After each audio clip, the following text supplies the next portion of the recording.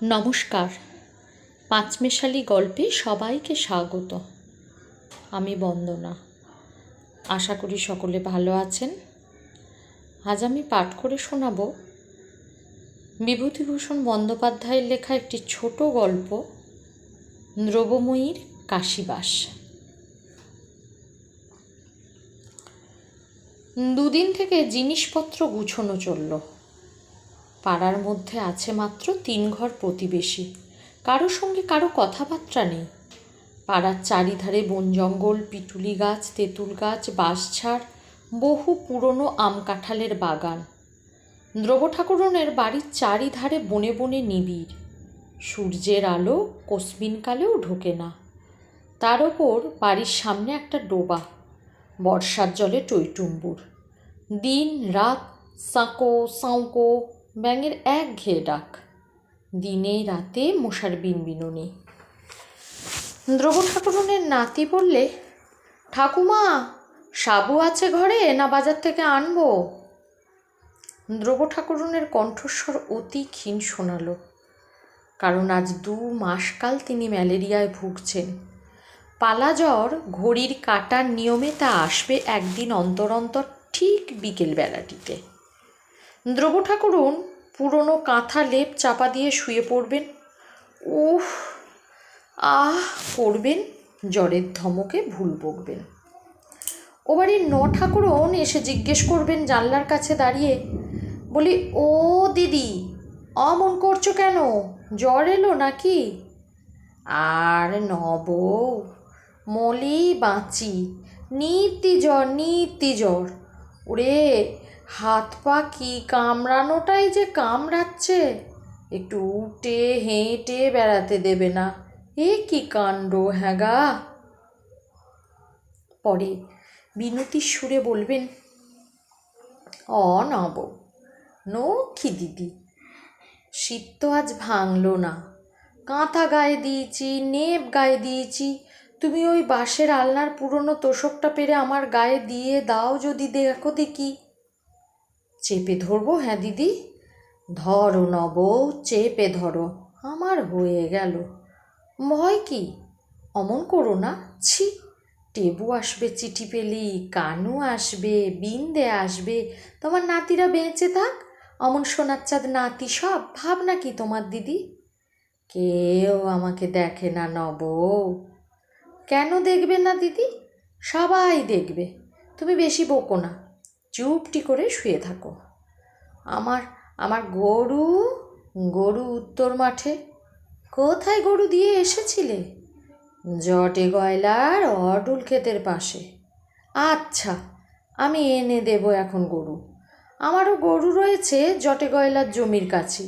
তুমি শুয়ে থাকো। আরও ঘণ্টাখানিক পরেই বৃদ্ধা 9 ঠাকুরন আবার এসে জানলায় দাঁড়িয়ে বললেন, কম্ব থেমেছে দিদি? ক্ষীণ স্বরে লেপকাথা ছেঁড়া ভ্রূপের মধ্য থেকে জবাব এলো, গরু? আমার গরু তো কোনো ভয় নেই, সে আমি এনেছি। কম্প থেমেছে? সারা বর্ষা দ্রব্যময়ী এমনই ম্যালেরিয়ায় ভোগেন। তার বড় নাতি শ্রীশচন্দ্র ওরফে টেবু কাজ করে ইচ্ছাপুরের বন্দুকের কারখানায়। মেজ নাতি পাকশিতে ইবিআরে। ছোট নাতিও ওদিকে যেন কোথায় একটা থাকে। বড় নাতি ছাড়া অন্য 2টি অবিবাহিত। বড় নাতির আবার একটি ছেলে হয়েছে। আজ বছর 5-6 আগে নাতির ছেলে বউ নিয়ে বাড়ি এসে দিন 7 ছিল। নাতবউ মনোরমা হুগলি জেলার মেয়ে। সে এখানে এসে নাক সিটকে তাকে। বাড়ি তো ভারী, মোটে 1খানা চালা ঘর, হেঁচার বেড়া, এমনি ধারা জঙ্গল যে দিনে মানেই বুনো শুকর লুকিয়ে থাকে। মশার তো ঝাঁক। মা গো, কি কাদা ঘাটের পথে! এখানে কি মানুষ থাকে নাকি? মনোরমার খাড়ার মতো নাক আরও উঁচু ও তীক্ষ্ণ হয়ে ওঠে। 7 দিন পর দ্রব্যময়ীকে নাতির ছেলে খোকনমণির মায়া কাটাতে হয়। তাঁর চোখের জলে বুক ভেসে যায়। 9 ঠাকুরনকে বলেন, সুদের সুদ, ও যে কি মিষ্টি তা তোমাকে কি বোঝাবো নব। দ্রব্যময়ীর আকুল ক্রন্দনের মধ্যে যে কত কালে পিপাসিত প্রতীক্ষা সুদূর ভবিষ্যতের দিকে নিষ্পলক চেয়ে আছে। স্বামীহীনা বন্ধা বিধবা নঠাকরুণ তা বুঝতে না পেরে কেমন অবাক হয়ে যান। হয়তোবা ভাবেন দিদি সবই বাড়াবাড়ি। নঠাকরুণ আপনার জন কেউ নয়, পাড়ার পাশের বাড়ির প্রতিবেশিনী মাত্র। বছরের মধ্যে গড়ে ৩-৪ মাস দুই বৃদ্ধার মধ্যে কথাবার্তা বন্ধ হয়ে যায়, মুখ দেখা দেখিও থাকে না। তবুও ঝগড়া কেটে গেলে পাড়ার মধ্যে একমাত্র নঠাকরুণই দ্রব্যময়ীকে দেখাশোনা করেন সবচেয়ে বেশি। জ্বরে শয্যাশায়ী হয়ে থাকলে তাঁর গরুটা নিজের গরু দুটোর সঙ্গে মাঠে বেঁধে দিয়ে আসেন, একটু সাবু হয়তো করে নিয়ে আসেন, অন্ততপক্ষে জানালায় উঁকি মেরে ২-১টা কথাও বলেন। কিন্তু এবার দ্রব্যময়ী যেন ভুগছেন একটু বেশি। আষাঢ় মাসের প্রথম থেকে জ্বর শুরু হয়েছে, মাঝে মাঝে প্রায়ই ভোগেন। শরীর দুর্বল হয়ে পড়েছে, ঘোর অরুচি তার ওপর। পালা জ্বরে ধরেছে আজ মাসখানেক। সন্ধ্যার দিকে দ্রব্যময়ী লেপ তোষক ফেলে ছেড়ে উঠলেন। পালা জ্বরের কম্প থেমে গিয়েছে। জ্বর যদিও এখনও যায়নি, মুখ তেতো, মাথা ভার, শরীর ঝিমঝিম করছে। ডাক দিলেন, নব, গরু এনেছ দিদি? ২-৩ বার ডাকের পর নঠাকরুণ উত্তর দিলেন, কে ডাকে দিদি? ঠেলে উঠেছ? বলি, আমার গরুটা কি এনেছ মাঠ থেকে? হ্যাঁ হ্যাঁ, গরু গরু করেই মরলে শেষকালটা। জ্বর ছেড়েছে? ছেড়েছে। বলি, গরু কোথায় বেঁধে রাখলে? গোয়ালে গো গোয়ালে, খেপলে যে গরু গরু করে। কেরোসিন তেল একটা টেমিতে একটুখানি ছিল। দ্রব্য ঠাকুরন টেমিটা জ্বালালেন। আমড়া গাছে একটা তেরো পাখি আর একটা তেরো পাখির সঙ্গে কথাবার্তা কইছে। দ্রব্য ঠাকুরনের জড়তপ্ত মস্তিষ্কে মনে হলো পাখি দুটো বলছে, প্রথম কুতলি কুতলি, দ্বিতীয় ক্যাঁ ক্যাঁ ক্যাঁ। প্রথম কুতলি কুতলি, দ্বিতীয় ক্যাঁ ক্যাঁ ক্যাঁ, প্রথম কুতলি কুতলি। দ্রব্য ঠাকুরন বিরক্ত হয়ে উঠলেন। কি একঘেয়ে আওয়াজ রে বাপু, চালাচ্ছে তো চালাচ্ছেই, ০.৫ ঘন্টা হয়ে গেল, একে মাথা ধরে আছে, ভালো লাগে? থাম না বাপু, মানুষে জানোয়ারে সবাই মেলে পিছনে লাগলে কি করে বাঁচি আমি? গোয়ালে গিয়ে দ্রব্য ঠাকুরন মুংলি গরুকে দেখে প্রাণ ঠান্ডা করলেন। মুংলি খেলে তার খাওয়া হয়। এই বন জঙ্গলে ঘেরা নির্জন স্বামীর ভিটে আঁকড়ে পড়ে আছেন। সবাই ছেড়ে গিয়েছে তাকে, কতক স্বর্গে, কতক বা বিদেশে। তার ২ ছেলে, ২ মেয়ে, নাতি নাতনি, এক ঘর, বড় গেরস্ত। যদি সবাই থাকতো আজ বজায়। কেউ নেই আজ। মুংলিকে নিয়ে তিনি একা পড়ে আছেন গোপীনাথপুরের এই ভিটেতে। তাই গরুটাকে অত ভালোবাসেন, মাঠে বেঁধে দিয়ে বার করে দেখে আসেন, নদীতে জল খাওয়াতে নিয়ে যান। সকালে উঠে দ্রব্য ঠাকুরনের মনে হলো খিদের চোটে তিনি দাঁড়াতে পারছেন না। বাড়ির পেছনে জঙ্গলের মধ্যে একটা ডুমুর গাছ থেকে ডুমুর পেড়ে আনলেন। ২টো সজনে শাক পারলেন উঠোনের গাছ থেকে। ঘাটের পথে মুখুজ্জে গিন্নির সঙ্গে দেখা। মুখুজ্জে গিন্নির ছেলে কটি লেখাপড়া শেখেনি, গাঁজা খেয়ে বেড়ায়। দ্রব্য ঠাকুরনের কটি নাতি চাকুরে, এজন্যে দ্রব্য ঠাকুরনের প্রতি তার অন্তরে অন্তরে হিংসে বেশ। জিজ্ঞেস করলেন, জ্বর হয়েছিল নাকি শুনলাম খুড়িমার? হ্যাঁ মা, আজ ২টো ভাত রাঁধব, তাই সকাল সকাল ঘাটে যাচ্ছি। আর মা, তোমার থাকতেও নেই? অমন সব নাতি নাতনি থাকতেও তোমার এই দুর্দশা, সবই কপাল। অর্থাৎ ২ চাকুরে নাতি আছে বলে তোমার গুমর করবার কিছু নেই, তুমি যে তিমিরে সেই তিমিরেই। নদীর ঘাটে যাবার পথে দুধারে শুধু বন আর বাগান, কোনো বাগানে বেড়া দেয়া নেই। ঘন আশ্যাওড়া ও বনচালতে গাছের ডালপালা স্নানার্থীদের গায়ে লাগে বলে ২-১জন শুচিবায়স্তা বিধবা পথের পাশের ডালগুলো হাত দিয়ে ভেঙে রেখেছেন। দ্রব্য ঠাকুরন বনের মধ্যে ঢুকে উঁকি মেরে কি দেখছেন। এমন সময় মুখুজ্জেদের সেজ বউ পেছন থেকে বললে, কি দেখছেন ও খুড়িমা? এই খয়ের খাগি কাঁঠাল গাছটাতে কাঁঠাল আছে কি না এক আধটা, মা এক গাছ কাঁঠাল, সব বনেশেদের জন্য যদি মা তার কিছু ঘরে উঠল, নিজে থাকি অসুখে পড়ে। কে কাঁঠাল নিলে খুড়িমা? কে নিয়েছে? আমি কি চৌকি দিতে গিয়েছি বসে বসে? এই পাড়ার মধ্যেই চোরের ঝাড়, দেখ তোর না দেখ মোর, সব বনেশে কলিকালে কি ধর্মজ্ঞান আছে মা? চলুন খুড়িমা, ঘাটে যাই। দ্রব্য ঠাকুরন বকতে বকতে ঘাটের দিকে চলেন। স্নান সেরে এসে দুটো আলো চাল ফুটিয়ে ডুমুরের চচ্চড়ি করে ভাত বেড়ে নিয়ে খেতে বসেছেন। এমন সময় শুনতে পেলেন বাড়ির পেছনে কাগজি লেবু গাছটার তলায় কি খসখস শব্দ হচ্ছে। দ্রব্য ঠাকুরন হাঁক দিলেন, কে রে লেবু তলায়? ক্ষীণ বালিকা কণ্ঠে উত্তর এলো, এই আমি কনক ঠাকুমা।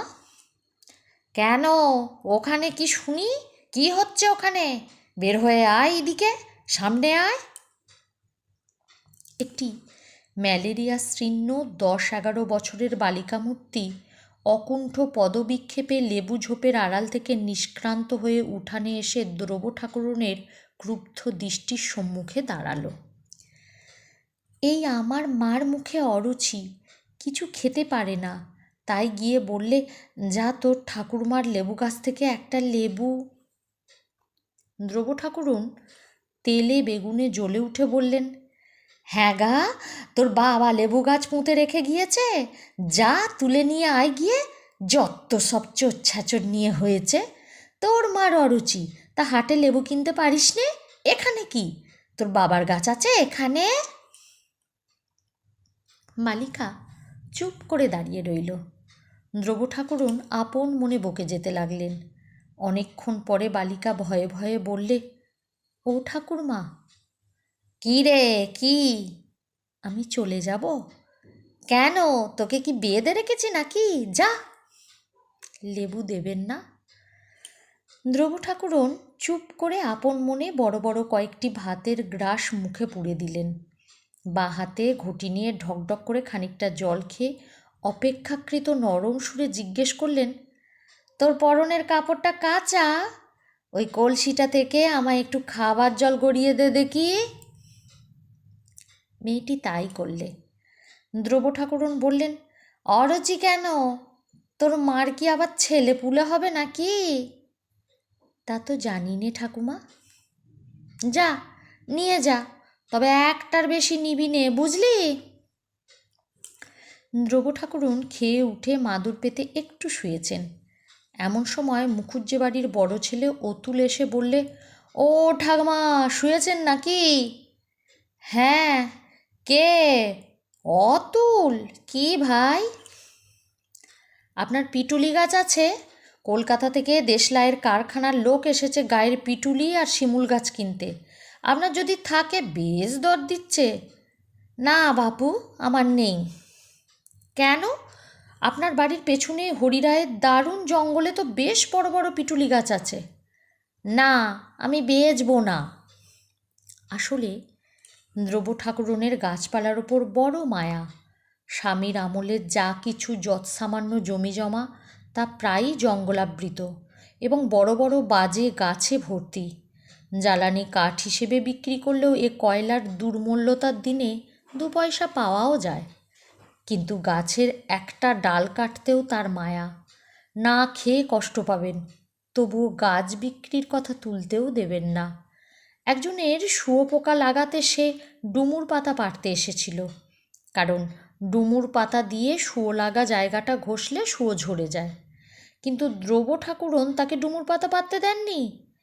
হয়তো এটা অতিরঞ্জিত গল্প মাত্র, তবে এর দ্বারা তার মনের অবস্থা অনেকটা বোঝা যাবে। বৈকালের দিকে দ্রব্য ঠাকুরন বেশ ভালোই বোধ করলেন।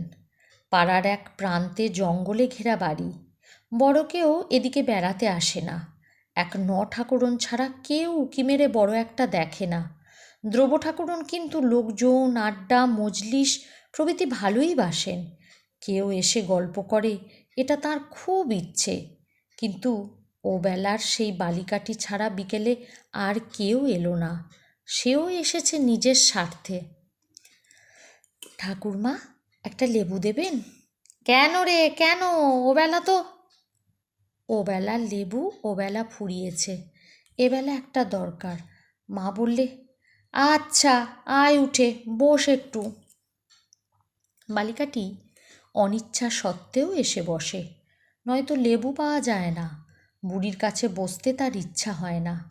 তার সমবয়সী বালিকারা রায়পাড়ার পুকুর ধারে এতক্ষণ ফুল তোলাতুলি খেলা আরম্ভ করে দিয়েছে। তার প্রাণ রয়েছে সেখানে পড়ে, কিন্তু দ্রব ঠাকুরনের নিঃসঙ্গ মন যাকে আঁকড়ে ধরতে চায় এই নির্জন বৈকাল বেলাটিতে, তবুও দুটো কথা বলবার লোক তো বটেই।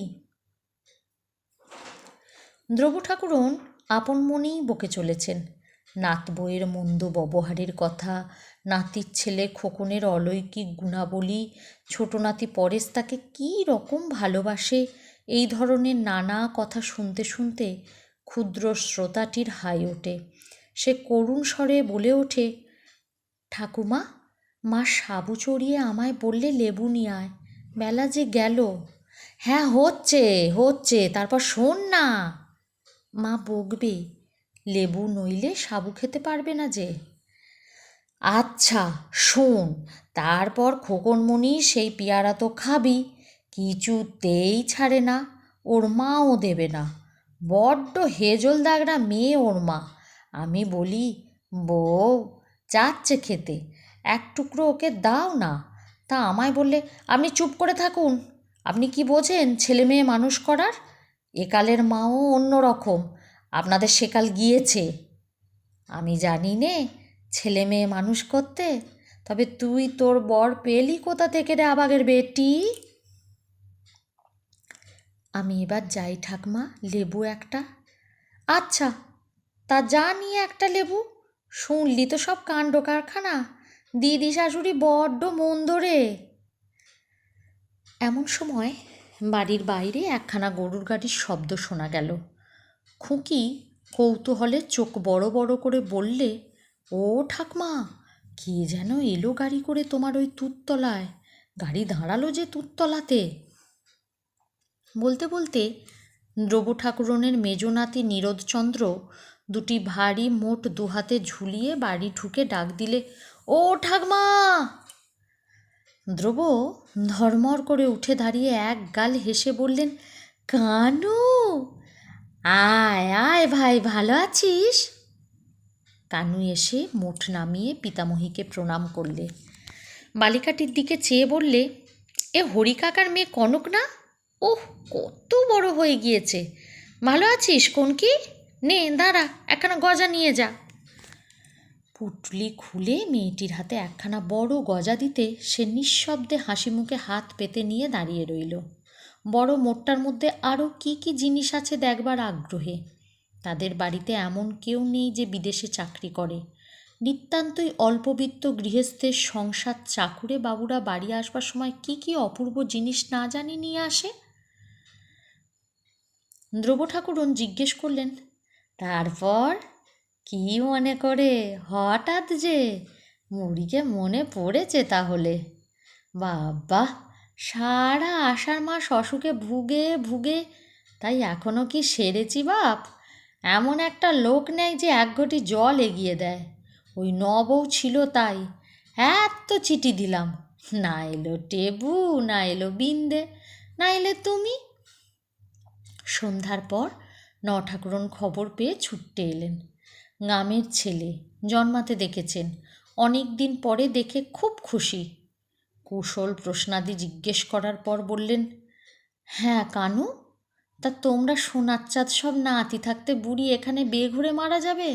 পালা জ্বরে ধরেছে, এই আজ ভালো আছে, কাল এমন সময় তো লেপ কাঁথা মুড়ি দিয়ে পড়বে, কে দেখে কে শোনে? তার ওপর আবার গরু, একটা বিহিত করে যাও না হলে যে। কানু বললে, সে সবের জন্যই তো আশা, চিঠি পেয়েছি অনেক দিন, সাহেব ছুটি দিতে চায় না, পরের চাকরি, তাই তো দেরি হলো। দ্রব ঠাকুরন বললেন, ভালো কথা ও নব, দুখানা গজা নিয়ে যাও, জল খেও, কানু এনেছে আমার জন্যে। তা ও যেমন পাগল, আমার কি দাঁত আছে যে গজা খাবো? নিয়ে যাও নব, নিয়ে যাও। তা দাও দুখানা, নিয়ে যাই। ভালোটা মন্দটা এ পাড়াগায় তো চোখেই দেখতে পাইনি দিদি। বেঁচে থাক তোমার সোনার চাঁদ নাতিরা। তোমার ভাবনাটা কিসের? বিশেষ করে কানুর মতো ছেলে নেই এ গায়ে। আমি যা বলবো তা মুখের ওপরই বলবো বাপু।